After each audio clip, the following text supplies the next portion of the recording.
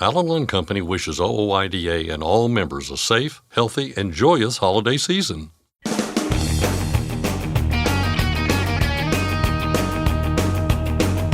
OOIDA, representing America's truckers since 1973, presents Landline Now with your host, Mark Redding. Welcome to Day 5 of the 18th Annual OOIDA Truckers for Troops campaign.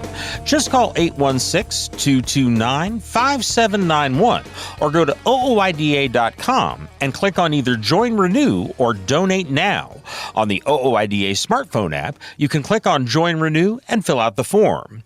You can join or renew your membership for a discounted rate. 10% of that will go into the fund, and OOIDA will match that money dollar for dollar. And of course, the whole purpose is to raise money to send care packages to our troops overseas and support veterans here at home. On today's program, who will be the next Secretary of Transportation? We don't know right now, but there are a number of interesting names being floated. Mark Schremer of Landline Magazine explains. OOIDA is raising money for an organization that helps homeless veterans. The Veterans Community Project began in Kansas City, Missouri. Coming up, we'll speak with the folks from that location, as well as another VCP location in Missouri, about their mission. As Jay Munoz, Tyson Fisher, and Ryan Witkowski of Landline Magazine tell us who in recent news has been good and who's been bad with some Roses and Razzberries. And finally, OOIDA's Truckers for Troops campaign doesn't stop when the weekend rolls around. You still have more time to contribute to helping our troops and veterans. We'll discuss where your money goes and how to contribute. And now, here's Scott Thompson. Thanks, Mark. We're going to spend some time this Friday looking at the list of names being floated for Transportation Secretary under the incoming Trump administration. Mark Schremer of Landline Magazine has been following this story, and he's here with the details. Mark, thanks for joining us. Yeah, always glad to be here. We've talked a bit on the show here about the search for a new Secretary of Transportation. The two names that I am seeing the most often are both congressmen with experience in transportation. We've got Sam Graves and we've got Garrett Graves. Just starting off here, do you get the sense that these are the two front runners right now in this conversation? Yeah, I mean, and one of the things with that, and another one that we'll mention too hereafter, Troy Nehls, all three are current members of the House Transportation and Infrastructure Committee. So what you have with these guys, and like I said, the two Graves, also that they have a background in transportation. That's not always the case with the secretaries. I mean, and specifically, all of these potential candidates have been involved in trucking-related issues, which I'm sure we'll go into a little bit deeper here in a second. Yeah, and I think the interesting thing, and you've got a story on landline.media kind of breaking down the conversation that's being had out there, is that and we can throw Congressman Troy Nehls in this as well, because I think those are the three names that I'm hearing the most and seeing the most here. But they're all current members of the House Transportation and Infrastructure Committee. And that is interesting, right? That all three do have a background in transportation, which we don't always see, as you pointed out there. But there are, I guess, positives, and I wouldn't necessarily call them negatives, but there are certain things that are being discussed when discussing these three, and there are upsides and downsides to maybe all three of them. Can you get into a little bit about that? Yeah, so if we start off with Sam Graves, definitely the positive is not only has he been on the Transportation and Infrastructure Committee, he has been the chairperson for several years now, and before that, was the ranking member for the Republicans when Peter DeFazio, a Democrat from Oregon, had been the chairperson. So he has been front and center of transportation issues for a long time. I think if he were to move over into a DOT secretary, it'd be a pretty seamless transition. He is, well versed in all of these sort of topics, including trucking. So that would be definitely positive for him. And then Garrett Graves, you have with him, he also has been on the Transportation Infrastructure Committee with both of the graves. One real positive that I think that you would say is that back in 2021, when they tried to get a major minimum insurance liability increase for motor carriers all the way up to $2 million into the House highway bill. Both of them were extremely vocal against it. That's definitely a positive for truck drivers out there that would be against that type of increase. If you say any of the kind of negatives that may be, more of that they've been pretty closely aligned, both of them, to ATA on some issues. So if you're against like the under 21 driving, that might be a thing where they might be more in line with that. Maybe for some of them, maybe some of the like weight increases, some of those things that ATA has pushed for and OOIDA has usually been against. But I think overall, a lot of the things, hopefully with truck parking, all of those type of things, likely speed limiters go out, those hopefully would all be positives for either of them. We've seen President-elect Trump name a few people that have surprised folks to serve in his cabinet, or at least be nominated to serve in the cabinet. Other names that you're seeing or hearing out there, any wild cards being mentioned among the chatter? Yeah, Troy Nehls, I wouldn't really start to call a wild card, but he's obviously definitely another pro-trucker one that is talked about, as we mentioned. He's been the big advocate on that Trucker Bathroom Access Act. He's a co-sponsor against speed limiters. He is a co-sponsor for the truck parking bill, so definitely a big advocate there. But as far as wild cards, Craig Fuller, the CEO of FreightWaves, has kind of put his hat into the ring. I don't foresee that being something that's going to happen, but that's one that's mentioned. Jeffrey Rosen, who had previously served as a DOT deputy secretary, he's been mentioned. I've even heard today some people mentioning Danica Patrick. That's okay. If you want a wild card, there's a real wild card that I wouldn't expect, but I guess expect the unexpected, as they say, right? Yeah, absolutely. And, we should in the next few weeks get someone here, one of these names being pulled from the hat to potentially serve in the Trump administration. The thing that I'm wondering here, and again, we don't know how this is going to shake out, but did you want to make any predictions? Do you get a sense of who the person might be? Kind of weighing those positives and negatives that you talked about? Yeah. So, I what I'll say, and I have no real inside information, but just basing off of, if you talk about, especially if the top three candidates being those current House reps, the one that I would point to would be Garrett Graves, because of the fact that he did not run for re-election. So if President Trump were to pick him, it's an easy move over without affecting the Republican majority in the House in any way of shifting. So that'd be I talked about Sam being a seamless transition from his as being the chairperson of House T&I.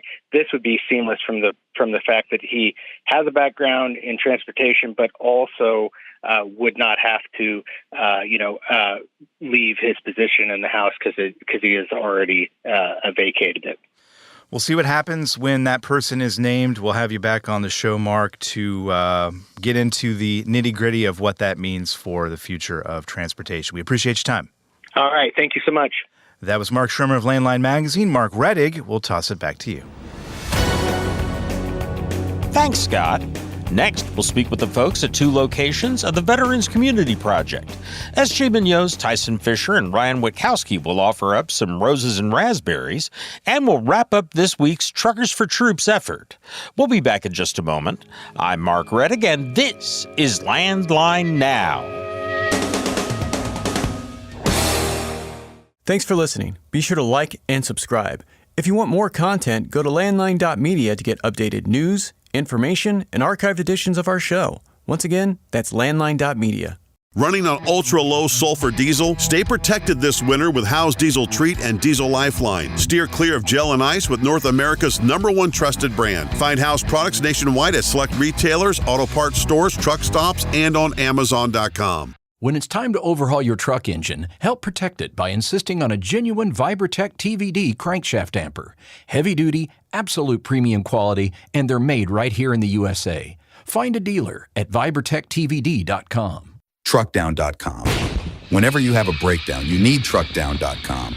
24/7 access to 40,000 verified heavy-duty repair vendors nationwide. Truck revived. Deliveries thrive. Truckdown.com. It's tested and proven. Burn 2.1% less fuel when you balance all wheel ends with Centromatic. Call 800-523-8473 to get the OOIDA discount.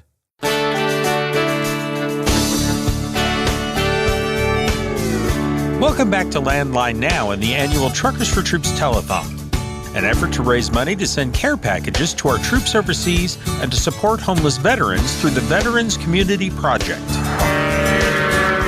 Thank you all so very much for your service and most importantly, your sacrifice. Thank you for your service. Stay safe. Thank you for protecting us and serving our country. Landline Now, welcome back.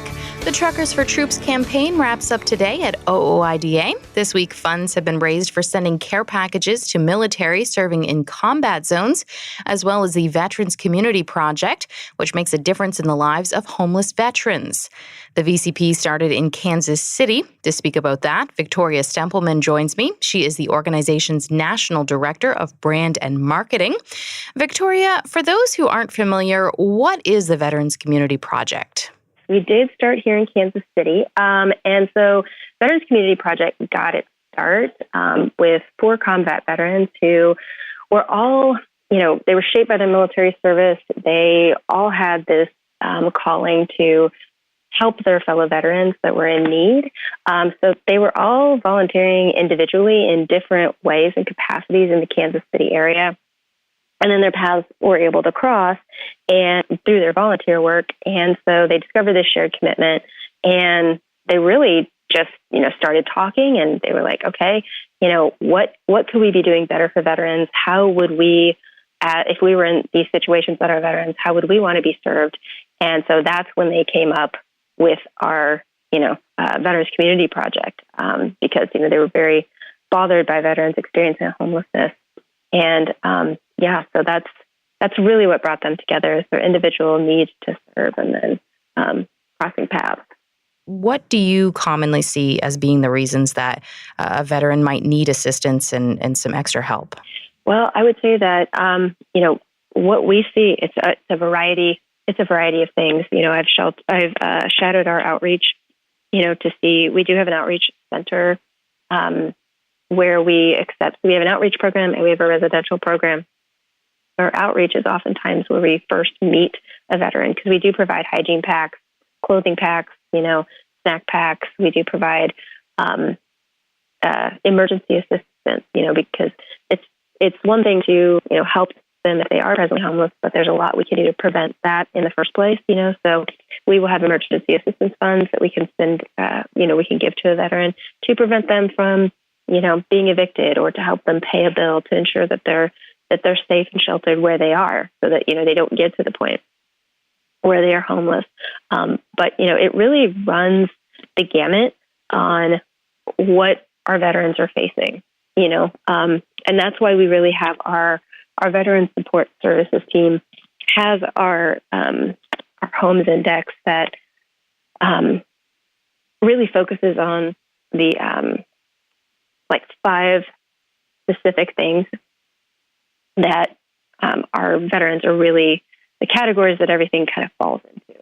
And that is going to be, let's see, you're testing me here. I gotta pull this up. It is, because we just changed it. But it really is like fiscal understanding. So, you may be homeless or you may be, couch surfing, you may be living in your car, you have a job, so you have money coming in, but you're not able to manage that or spend that money and save. Or maybe let's say that you're having health and well-being, right? You need some mental health services, or, you have a physical health issue. That tends to be a common one. Education and training, some people go into the military at 18, they come out and the military's provided them shelter, food, kind of told them everything that they needed to do. And once they've exited out of the military, there's some of those skills they don't have. So we can help them with education and training. We can help them with that network of support, making sure that the community is behind them, making sure, they have doctors, dentists, all of those people that you come in contact with in the community, making sure that we're helping them build that network of support. Because, sometimes it's on an island. I don't have these people. I'm not connected with the VA with the benefits that I should be getting. There's quite a few veterans that we encounter that aren't connected to any services at all. So we will make those connections too to make sure that they're getting the support and the services that they are entitled to and may not be taking advantage of. Those are some of the common ones that I can think of. Okay. How important is community support in doing this and supporting these veterans? Oh, it's everything. I mean, community is our middle name for a reason. We can't do it without the support of the community. Whether it's when we're going into, so kind of a little bit on your last question, we are expanding into Milwaukee, we're expanding into Glendale, Arizona, and we're looking at Oklahoma City as well. And, when you start something like that, going into the community, making sure that they have your back and that, they really understand the need, they understand the problem, and they want to chip in to fix it. Whether that's through donations, we do have, quite a lot of people that want to raise money, but it's also to volunteer. It's helping build the village. It's helping staff and, build hygiene kits and build homes and, donate that time. So it really is kind of a phased approach too from the community, is that there's a lot of interest, in standing up a village, like building the homes, making sure that residents, we have a place for residents to move into. But it's also sustaining, once we've gone through that growth we still need people. We have volunteers that run through Kansas City on all the time as far as building kits, volunteering in our outreach center, intaking veterans, handing them snack packs. We have a huge core volunteer of construction of, we have fences, we have maintenance, we have village lighting ceremonies where we put up, Christmas lights. So there's always something for the community to get involved in, not just necessarily to get the village, stood up, but, as time goes on. And then, with our house party on Saturday, that was a huge representative of the community coming together to support the work that's going on, and we're funded by the community. So they're an integral part of ensuring that, we have the services and the funding that we need to help veterans. One of the other VCP locations is in St. Louis. Rebecca Tallman is the executive director of that location. She joins me now. Rebecca, tell me more about the St. Louis location. So we started housing veterans in October of last year. So just earlier this last month, we hit 1 year of housing our veterans here. We have an outreach center that is open for walk-ins every Tuesday from 10 a.m. to 2 p.m., and you can receive all of those services that I spoke of before in regards to emergency assistance funds, snack packs, hygiene kits, food boxes, referral assistance, assistance with veterans benefits. The list is endless as far as what we can help with here in our outreach center. Our housing is currently at capacity. However, we are in the process of building. So when we are built out here, we will have a total of 50 tiny homes that can house veterans for transitional housing. Wow. What's the average stay? Is there a minimum or a maximum that's allowed, or is it kind of just until they can get on their feet? So our average stay is a little over 14 months, but a veteran could be with us as little as 4 to 5 months, all the way to, we've had some veterans with us a little over 2 years due to COVID, but we believe that every veteran is unique. So it's going to take a unique amount of time to really get down to the core of what got them to that point and what will get them to the next step. And we work with every veteran individually on what that stay looks like. How much was this needed in St. Louis? there are many homeless veterans here in St. Louis, and we consider homeless not just street homeless, but couch surfing, sleeping in your car. And the services, although St. Louis is a very collaborative city with lots of services, the service that we provide that does not require any red tape, and it's a low barrier system, was very much so needed. We have served over 700 veterans in St. Louis in the year that we've been open here. Wow. Do you have any, without giving out any, information, do you have any stories that kind of stand out of residents who have come and was, able to get the help that they needed and kind of turn things around? Absolutely. I mean, we have many veterans who came to us in different situations. However, currently we have 2 veterans that are in full-time school for the first time. We have a veteran working full-time. We have a veteran who's getting ready to publish a book. We have so many amazing stories here in our St. Louis village of individuals who are just getting ready to take that next step into permanent housing and are currently working on those 5 supports that we work with them on, which is mental health and well-being, fiscal understanding, income stability, education and training, and network of support. And I feel like we're very lucky to have those different stories happening here in St. Louis. And how beneficial is it for the residents that are there to be surrounded by other veterans who really understand, what they're going through and in the situation that they're in? It's extremely important. So we are building a community. It takes a community to build a village, and that community is not only our veterans, that community is our volunteers, that community is our staff.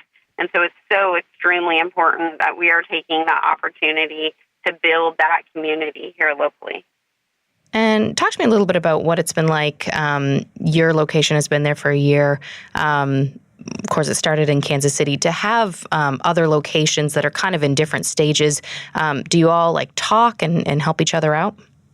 We do. We collaborate throughout the organization and talk about different things that we may be facing, how we can improve the program, what are the things that are working that would help other locations. So it is wonderful to be able to have that history there in Kansas City and continue building in each of these locations our program. I'm curious, you personally being there, what have you learned kind of over the past year or so that you've been in the position that you're in?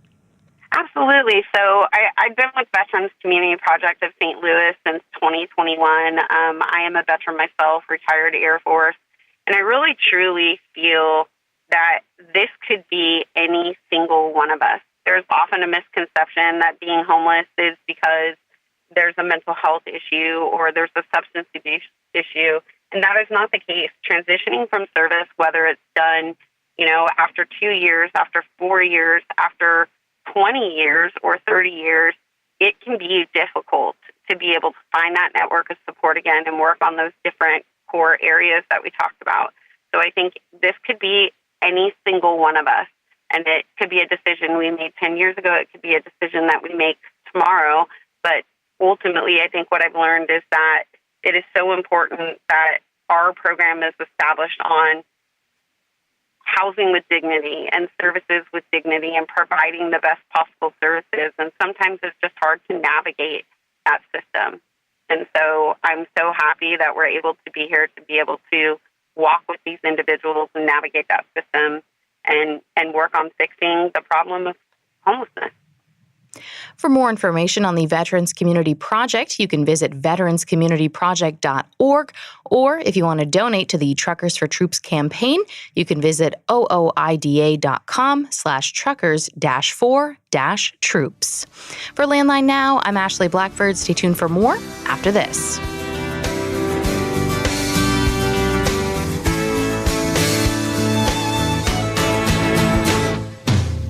Just want to give a big shout out to all of the service people that we have out there. Thank you so much for everything that you do for us and the freedom that you give us each day. Are you tired of the IRS following you around like a dark cloud? Call 888-557-4020 and get your life back. At Truck Stop, we built a better load board for carriers like you. Sign up today and access over 600,000 loads on the most trusted online load board. Learn why the best in the business rely on Truckstop to make more money and start driving your profit today. Landline Now, welcome back. Has your senator or congressman made you happy lately? Did the truck stop make you kind of sad? When they do either one, here at Landline, we have a special way of responding. Ew. We call it Roses and Razzberries. Staff writer S.J. Munoz keeps track of such things for Landline Magazine and for our program. S.J. is here now with the good, the bad, and the ugly from recent news. And we're back with another edition of Roses and Razzberries. S.J. Munoz, Ryan Witkowski, Tyson Fisher, the usual suspects, and I say that in the good sense of the word. Don't want to people think they're wrong, going down the wrong line. Is there a negative connotation with that? I mean, I don't know. Well, we might get to that here later in the show, but so I'm putting that out there off the top. But as always, just to begin here, we want to remind anybody if they have an idea for a rose or a raspberry, please send those to roses@landlinemag.com. Well, let's go ahead and get into those roses and raspberries. Tyson, what do you got for us here? Sure. I'm going to start off with some raspberries let's just call him an idiot, who fled the scene right off the top. Right, okay, yeah. Cool. Who fled the scene of a crime in a stolen tractor trailer. So what had happened is it was an armed robbery had taken place near Kimball and Kerr counties in Texas, and deputies in both counties were looking for a suspect who took off on Interstate 10 in a white tractor trailer. So how many of those could there be on Interstate 10, right? I mean, you might be surprised, It didn't say, I didn't see what time it was, if it was rush hour traffic or not. But either way, it wouldn't matter because, of course, they found and caught up to him because it's a white tractor trailer that he's fleeing. These things aren't going, 0 to 60 in, 3 seconds or anything. So anyway, after failing to stop, officers used the spike strips, and then that caused the truck to kind of veer off the road, and he crashed directly into one of those storage facilities, like head on, just destroyed a couple of storage units. But I was led to believe by Smokey and the Bandit it was much easier to get away from the police in a semi. The movies lied to you? No. Interesting. No. But perhaps I think the most interesting part of this story is the fact that an investigation found that the tractor trailer was stolen out of California. So this took place, the crash and all this took place just north of San Antonio, Texas.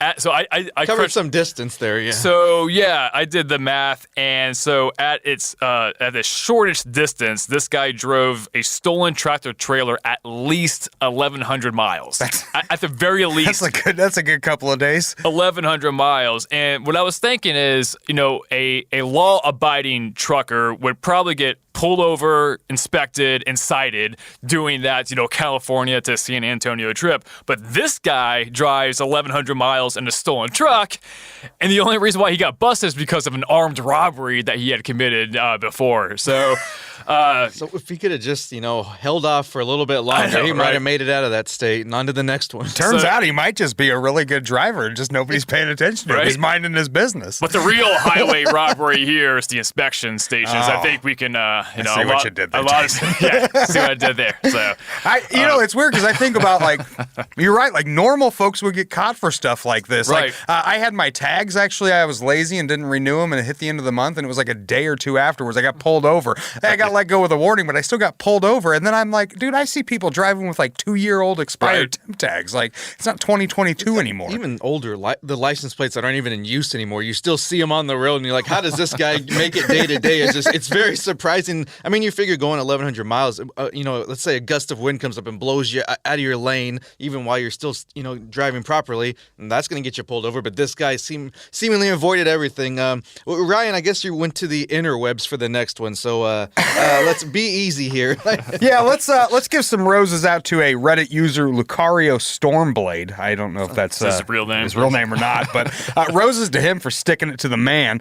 He had worked as a driver for a company for a couple of years. That company was then sold and bought by a new company who changed some of the rules around. And one of the rules was that you now had to submit every page from a bill of lading in order to get paid, even the duplicate pages. So he had just completed a 4-stop run. Apparently the shipper had decided to duplicate the first 6 pages of the bill of lading. So he had a whole bunch of duplicate stuff. And he said, hey, look, do I really need to submit this? And he was told, yeah, that's our policy. Go ahead and submit it. Get it all in there if you want to get paid. Rather than complain about it, he sucks it up and, decides to go ahead and send all of the pages. All right. 77 pages he had to scan and send to his company. He was then notified by payroll after receiving this swarm of paperwork that they don't need the duplicates, that, it's crazy. Oh, yeah, okay. And just, sometimes you just have to show people the error of their ways. Like, I think that's a nice reminder here. Bravo to his patience for, actually sitting there and scanning 77 documents. I think to myself, like, how long did that take? Because whatever time period it was, you had that much time to cool off and think about it. And, like, he was very calculated in this. So kudos to you for sticking it to the man, showing him the issue. And, I'm all here for that, kind of petty. All it takes is one guy's bad experience to dismantle a stupid policy. Is what it takes sometimes, Someone's got to sacrifice to end a stupid policy. Well, and I think we all have had stupid policies in our employment before, and so every now and again you just gotta be like, hey, here's the reason it's dumb, and maybe it'll change. Yeah, should we all kind of have that level of restraint so that we applaud him for that, and then some more good qualities in people we're seeing here in this next story that you have, Tyson. Absolutely. So roses to the people of Kiowa, Colorado, for helping out a stranded truck driver. So a trucker from Dallas, he was picking up a load in Colorado, and he was going to drop it off in Kentucky. He got as far as Kiowa on State Route 86 before the weather turned ugly. So what happened is his truck basically just slid off the road, left him stranded. There was no chance of getting that truck out because that weather had closed Interstates 25 and 70, causing bigger problems elsewhere. So make a long story short, the trucker was stuck in Kiowa, Colorado for 3 days. And during those 3 days, like, the locals reached out to him, including like the sheriff's office, the fire department, the post office, the local churches. Like, everyone just came together to help this guy out. So I wanted to kind of bring this up because I received a call from a trucker recently who basically claimed that whenever a trucker is in trouble, no one really helps them. They just keep on driving. And I was like, I don't think that's necessarily true because the last Roses and Razzberries, we talked about that guy who was on his way to a job interview and he stopped to help a trucker whose truck was on fire. Yep. And we see these type of things all the times. And the thing about the highways is that the highways and driving brings out the best and the worst of drivers. You'll get flipped off. People will yell obscenities at you. People will cut you off. Sure, that stuff happens. But when bad things happen, like crashes and whatnot, people do stop and then they will help out a stranger. Like almost every time. Well, of course, this was a little bit of an obvious situation with a weather thing and even like a crash or something of that nature. But oftentimes, you talk about it a lot and we see it all the time, is trucks are parked on the side of ramps or highways, and it's not always an issue, and they're parked because there's no place else to go. So, if you stopped at every truck you saw on these ramps and they're just saying they're parked, after a while, you're just going to either stop doing it or you might get flipped off. Say, just leave me alone, bro. Like, I'm just trying to sleep here, man. So that is like a little wrinkle in it, too. But, I mean, it's in this case, obviously, it's a great thing to see, people helping out when it's needed. And, oh, man, can you imagine? I know they get weather in Dallas, too, but probably nothing like that, what you're going to see, that snowstorm type in Colorado. I'm sure the guy was kind of really thankful to all the people that helped. Well, Tyson points out, and look, I get this. We do talk a lot about how truck drivers stop and help people, but it's typically them helping other motorists. Right. It's not helping, other truckers. So I don't know. Maybe that caller was onto something who said that because I'm a terrible human being. I don't stop to help anybody, and. Can I say this right here? This next story is the reason why I'm a terrible human being and don't stop to help anybody. Raspberries to flesh-eating bacteria, gentlemen. All of them or just one? I think we can lump them all together here. Controversial statement. It is. Let's talk about a gentleman named George Maxwell. He is a trucker who saved a couple from floodwaters during Hurricane Milton down in, I believe this was in Florida. And so while parked in a lot in Tampa, he saw this couple who was trying to ride out the storm in their barn. The waters were rising. They were starting to surround the barn. He's like, they're not going to make it. Like, this thing's going to go underwater quickly. So with those waters rising, he gets out of his truck that was parked on high ground, wades through the water, opens up the barn door, helps this couple back to his truck, and they wade it out. they wait the storm out in his truck at high water. Now, the couple is safe. The story had a happy ending, at least on that day. They had Maxwell over for dinner recently and said he's a friend for life. Nice. The dude got like the Highway Angel Award. Like, all those things that we're used to seeing truckers get when, they do something like that. So, tip of the cap to that.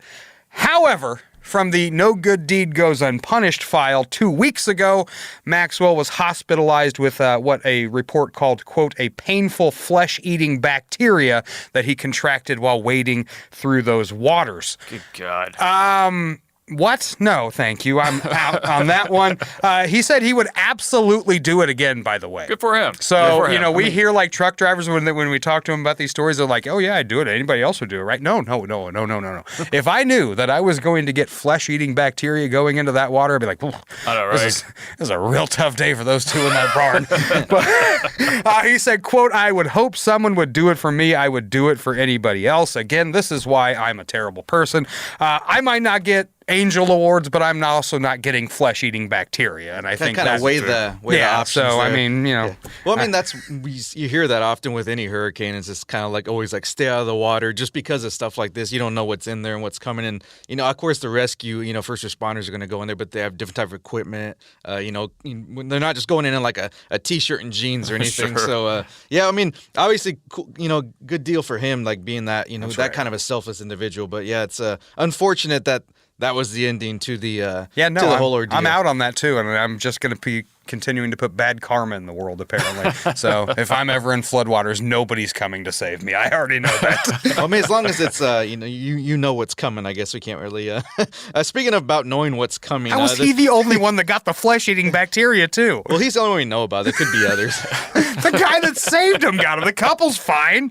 Well, we had to save. I guess you would usually say the best. This is probably the worst for last. We'll go ahead and get into this one because this is one of those that it kind of wrote itself, but at the same time, it's like you had to probably double and triple verify here that this is actually like a legit thing. So, raspberries to a man who exposed himself to female truck drivers. And we could just end it there, but we're not. So, one incident happened on I-80 near mile marker 57 in Iowa. 7 o'clock in the morning, female truck driver reported that a man in a black Ford F-150 had shown her more than she wanted to see. This is while driving alongside her for 30 to 40 minutes. That's too damn early in the morning for that kind of stuff, man. Right?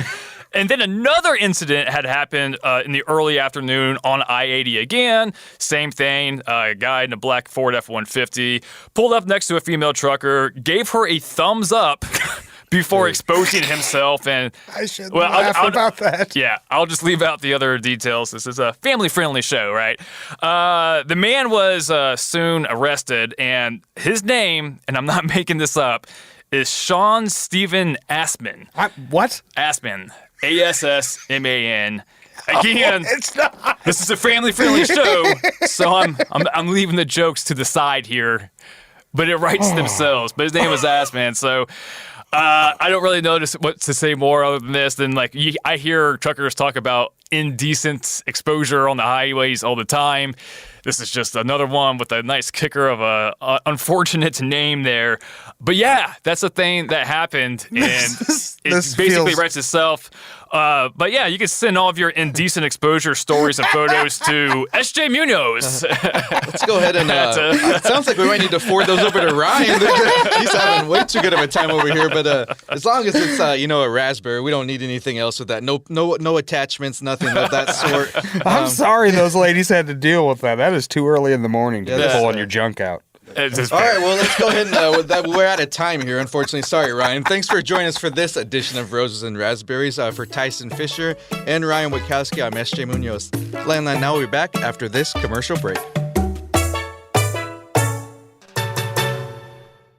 Capital Reman, the leader in remanufactured diesel engines and components, has partnered with OOIDA to offer exclusive member benefits. Visit capitalreman.com today to support America's transportation industry and take advantage of your benefits. Penske owns and operates some of the best-maintained vehicles on the planet. Our used trucks come with a 5-year maintenance report and pre-sale inspection. So if you're in the market for a top-quality pre-owned truck, look no further. Search our inventory today at PenskeUsedTrucks.com. Since you started, what you've loved about trucking is the freedom. Heading out on your favorite route, a good driving song, and thinking about truck insurance. Well, maybe not that last one. That's why we're here. At OOIDA, we have a full range of truck insurance products, expert advice, and great customer service, helping you get the right coverage for your operation. Go to OOIDA.com, because your job is to drive. Our job is to help with everything else. Welcome back to Landline Now and the annual Truckers for Troops telethon. Thanks to all the troops out there. Thank you for what they do. Thank you for keeping us safe. And we pray for you every day for a safe return home. Welcome to Day 5 of our Truckers for Troops campaign. Scott Thompson here. With time running out on the campaign, we thought it might be a good idea to remind folks where their hard-earned money is going when they contribute. And joining us with those helpful reminders are some familiar voices. Mark Reddig, Jamie Jones of Landline Magazine is here as well. And Narita Taylor, OOIDA's Director of Public Relations, joins us also. Three of you, welcome. Hey, great to be Glad here. to be here. We've been talking all week about where the money that's donated during Truckers for Troops is going. We know about the care packages. We've talked about that a lot over the years, and we know about the Veterans Community Project. Narita, you have been to quite a few of those VCP sites, and I wanted to start with you by just kind of talking about what they're doing out there to help veterans in need and what you're seeing, what you're hearing out at those sites. It's pretty moving, right? It's really incredible. You know, the Veterans Community Project is really a really great organization. And I know I don't want to take away from all of the other organizations that do great things for veterans, people who have served, come back home. But what's really unique about them is they do a combination of things. They have their outreach services, and then they also have a campus of tiny homes. And yes, we've been able to visit 3 of them so far, and we hope to visit more. Some of them are still in the planning stages. About 4 of them are up and running.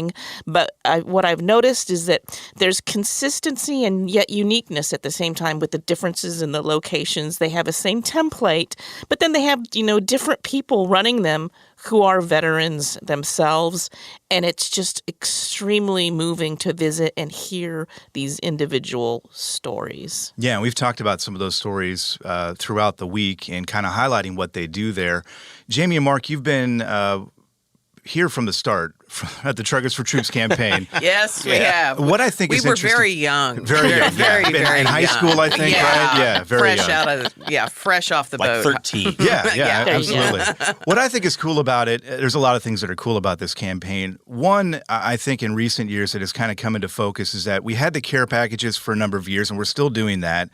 But the mission has never changed, but the focus has a little bit. And the VCP being folded into this is really a big aspect. And I think it really speaks to the fact that OOIDA is looking to help, everybody who has served, people who are actively serving and people who are veterans. And it really does speak a lot to the overall mission. Absolutely. And I think one of the things we're kind of plugging into with VCP is that there is a brotherhood, for lack of a better term, among veterans and among our troops. They want to help their fellow veterans. They want to do that. And I kind of think with all of the veterans who are behind the wheel, we're kind of, we have our members who are really, this is their part in it. And we're kind of enabling that to happen. Yeah, I mean, we're just a conduit for the very natural giving nature of truckers. And I still, and I've told the story a million times over the years, but, we really didn't know what we were getting into. We knew that truckers were extremely generous, would give you the shirt off their back. We knew a lot of this. We knew we had a lot of veterans, but we didn't know that this far in we would be over $800,000 raised that went directly to care packages or VCP, because not a dime is spent on any administration, nothing. Yeah. And if you had told me that when we got started, that we would be literally starting to flirt with $1 million, I would have thought you were crazy. Yeah. Yeah, absolutely. And, that number obviously will grow here as we close out this campaign. Speaking of the donations, and Narita, I know with the VCP, they are very efficient with the money that they get. Can you talk a little bit about that and specifically where that money is going toward those veterans who are, again, in need of a little bit of help? Sure. So, if you're talking about the Veterans Community Project, they have such a variety of services. And what we've noticed is that, while our presence overseas has kind of waned a little bit compared to when we started the campaign, we knew that there were ways that we can still help veterans and that our members would be on board with that. And the VCP does such a great job of doing a variety of things, no matter what your status, what your discharge status is. They're not bogged down with the things that the Veterans Administration, not to put them down, but they are a nonprofit. They are their own entity, and that's something that we want to make sure people understand. If they're giving money to us to give to them, it's going straight to veterans, and it's a really great project. Yeah. I think it's really cool, too. I mean, VCP has she talked about the community outreach for, the homeless veterans. We have the tiny homes to get them in a house and all of that.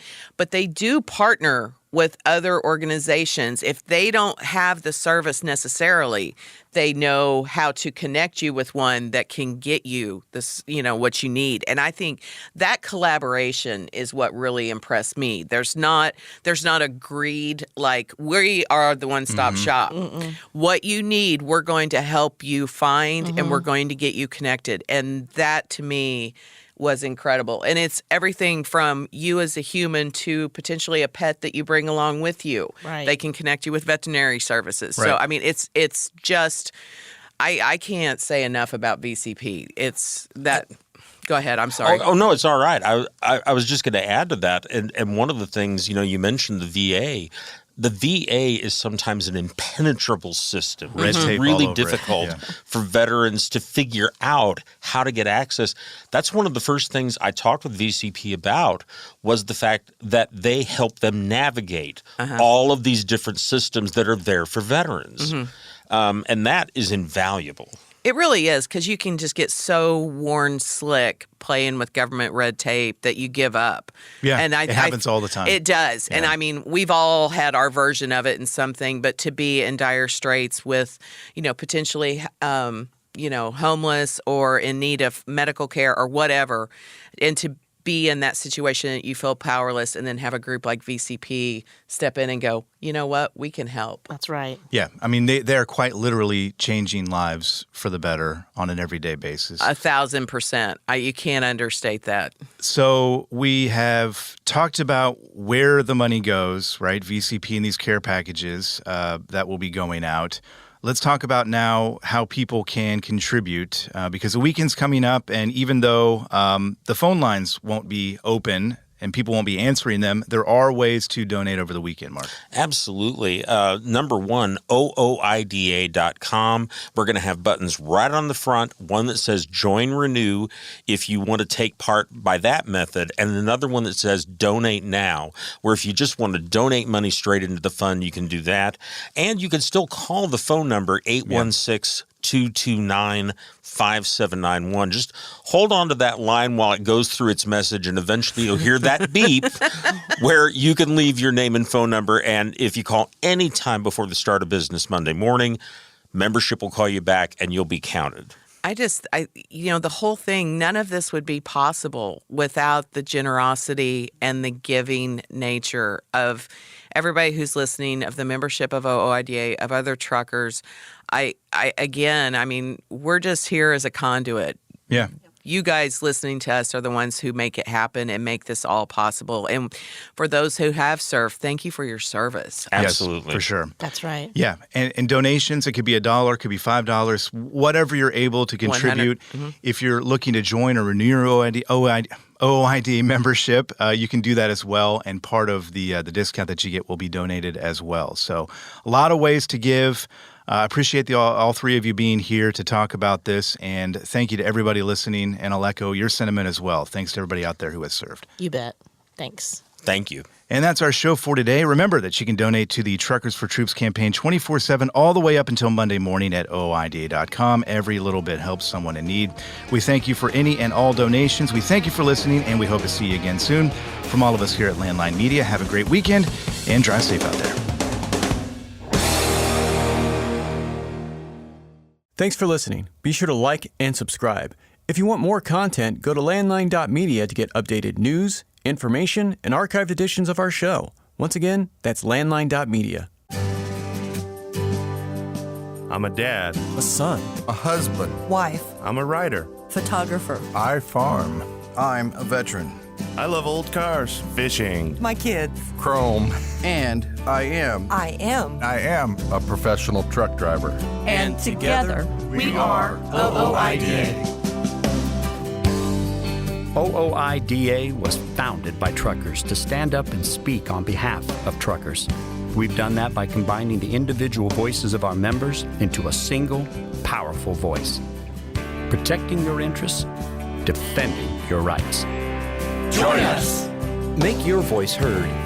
Join OOIDA, the Owner-Operator Independent Drivers Association. Call 1-800-444-5791 or visit OOIDA.com.